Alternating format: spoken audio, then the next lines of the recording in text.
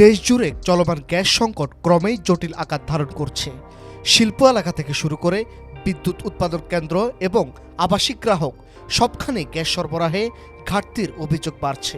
জাতীয় ও আন্তর্জাতিক গণমাধ্যমে প্রকাশিত বিভিন্ন প্রতিবেদনে বলা হচ্ছে, সরবরাহ চাহিদার ভারসাম্যহীনতা এবং আমদানি নির্ভরতার কারণে জ্বালানি খাত চাপে পড়েছে।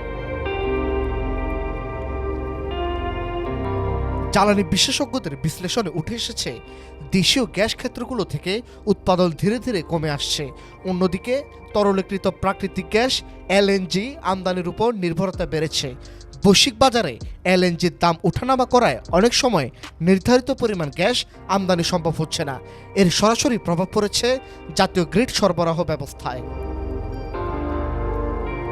শিল্প উদ্যোক্তারা বলছেন, গ্যাস সংকটের কারণে উৎপাদন ব্যাহত হচ্ছে, কারখানার সক্ষমতা অর্ধেকে নেমে আসছে। বিশেষ করে টেক্সটাইল, সিরামিক ও স্টিল খাত সবচেয়ে বেশি ক্ষতির মুখে পড়েছে। অনেক শিল্প কারখানা বিকল্প জ্বালানির দিকে ঝুঁকলেও এতে উৎপাদন খরচ বেড়ে প্রতিযোগিতার সক্ষমতা কমে যাচ্ছে বলে আশঙ্কা করা হচ্ছে। বিদ্যুৎ খাত গ্যাস সংকটের প্রভাব স্পষ্ট। গ্যাস ভিত্তিক বিদ্যুৎ কেন্দ্রগুলো পর্যাপ্ত জ্বালানি না পাওয়ায় উৎপাদন কমাতে বাধ্য হচ্ছে, ফলে লোডশেডিংয়ের ঝুঁকি বেড়েছে। বিশেষ করে গ্রীষ্মকাল ঘনিয়ে আসায় বিদ্যুতের চাহিদা বাড়ার সঙ্গে সঙ্গে পরিস্থিতি আরও কঠোর হতে পারে বলে মনে করছেন বিশ্লেষকরা। ঘরোয়া পর্যায়ে নগরবাসীর অভিযোগও বাড়ছে। অনেক এলাকায় রান্নার সময় পর্যাপ্ত গ্যাস না পাওয়া, চাপ কম থাকা কিংবা দীর্ঘ সময় গ্যাস না থাকার ঘটনা নিয়মিত হয়ে উঠেছে।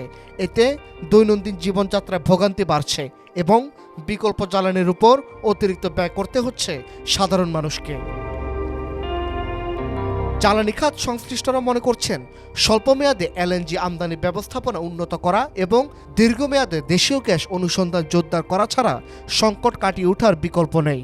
পাশাপাশি সাশ্রয়ী ব্যবহার ও দক্ষ ব্যবস্থাপনার উপর গুরুত্ব না দিলে এই সংকট ভবিষ্যতে আরও গভীর হতে পারে বলে সতর্ক করছেন বিশেষজ্ঞরা। News desk, Dhaka digit.